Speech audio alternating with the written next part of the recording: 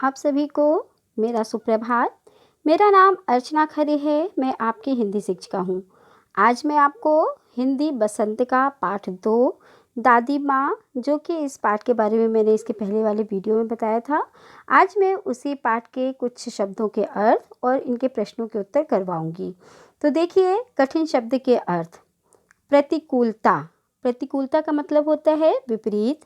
जलाशयों, तालाब या जहाँ पानी इकट्ठा हो।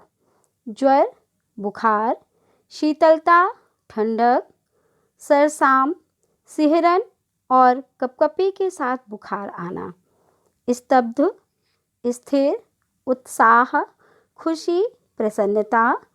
विलंब, देर, विह्वल, प्रसन्न या अशांत। उरिन, मुक्त।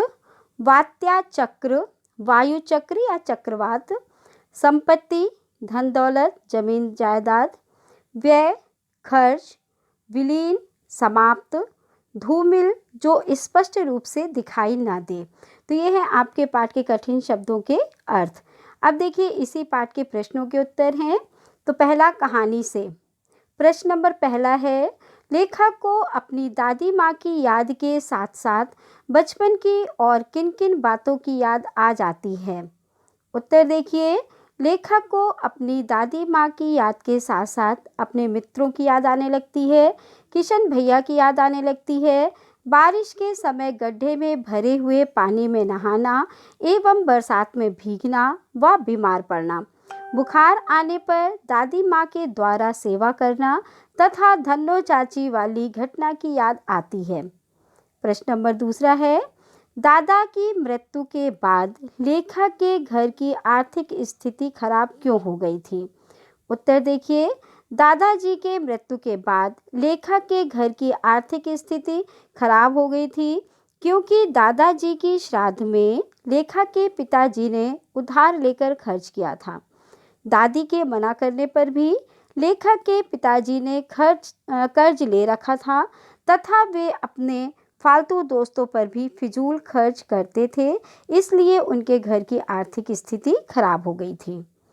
प्रश्न नंबर तीसरा, दादी माँ के स्वभाव का कौन सा पक्ष आपको सबसे अच्छा लगता है और क्यों। उत्तर देखिए, दादी माँ का स्वभाव दयालु है।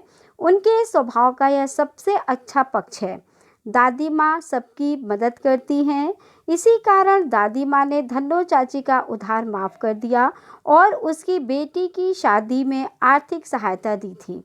घर की आर्थिक स्थिति अधिक खराब होने के कारण दादी ने दादाजी के द्वारा दी गई आखिरी निशानी कंगन भी अपने बच्चों को दे दिया, ताकि वो उसको बेचकर घर की आर्थिक स्थिति को सुधार लें।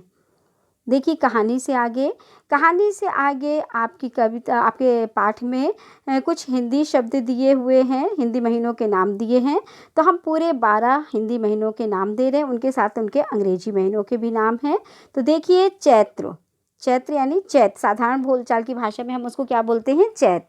तो चैत का जो महीना होता है, तो जब अंग्रेजी महीनों का मार्च और अप्रैल का जो महीना होता है वो चैत कहलाता है। वैसाख अप्रैल मई। ज्येष्ठ यानी साधारण बोलचाल में हम जेठ बोलते हैं, तो ये महीना शुरू होता है अंग्रेजी का मई जून में। आषाढ़ जून जुलाई। सावन जुलाई अगस्त। भाद्रपद यानी भादो अगस्त सितंबर में। आश्विन यानी क्वार सितंबर अक्टूबर में। कार्तिक अक्टूबर नवंबर। अगहन नवंबर दिसंबर। पौष यानी पूस दिसंबर जनवरी में। फाल्गुन यानी फागुन फरवरी और मार्च के महीनों में आता है। तो ये आपके एक तरफ मैंने हिंदी महीनों के नाम दिए हैं और एक तरफ अंग्रेजी महीनों के नाम दिए हैं, तो इनको भी आप याद लिखिएगा और याद करिएगा। इसके बाद देखिए, अपने अपने मौसम की अपनी अपनी बातें होती हैं।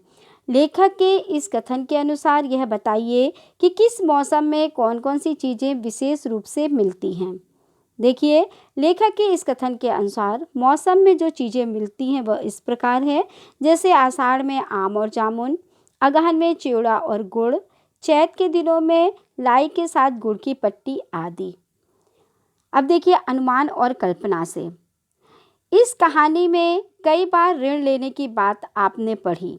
अनुमान लगाइए किन किन पारिवारिक परिस्थितियों में गांव के लोगों को ऋण लेना पड़ता होगा और यह उन्हें कहां से मिलता होगा। उत्तर देखिए, गांव के लोग प्रायः आर्थिक तंगी से परेशान रहते हैं। कई बार ऐसी परिस्थितियां आ जाती हैं जब लोग शादी विवाह के खर्च के लिए, मकान बनवाने के लिए, बच्चों की फीस जमा करने के लिए, फसलों की बुवाई, पशु खरीदने के लिए, पारिवारिक सदस्य की मृत्यु के बाद उसके अंतिम संस्कार के लिए प्रायः लोग ऋण लिया करते हैं। यह ऋण उन्हें गांव के जमींदारों व साहूकारों से मिलता है।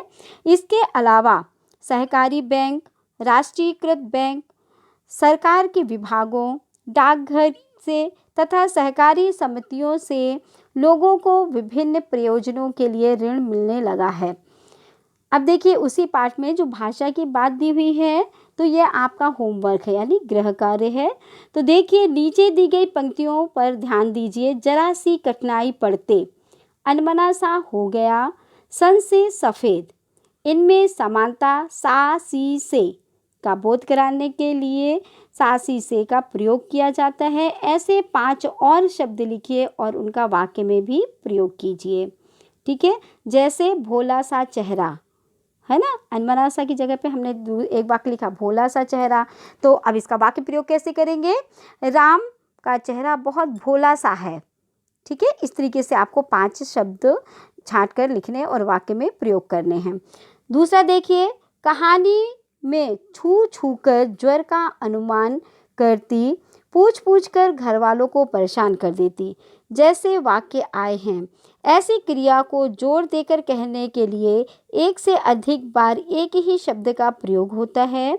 जैसे वहाँ जा जाकर थक गया, उन्हें ढूंढ ढूंढ कर देख लिया।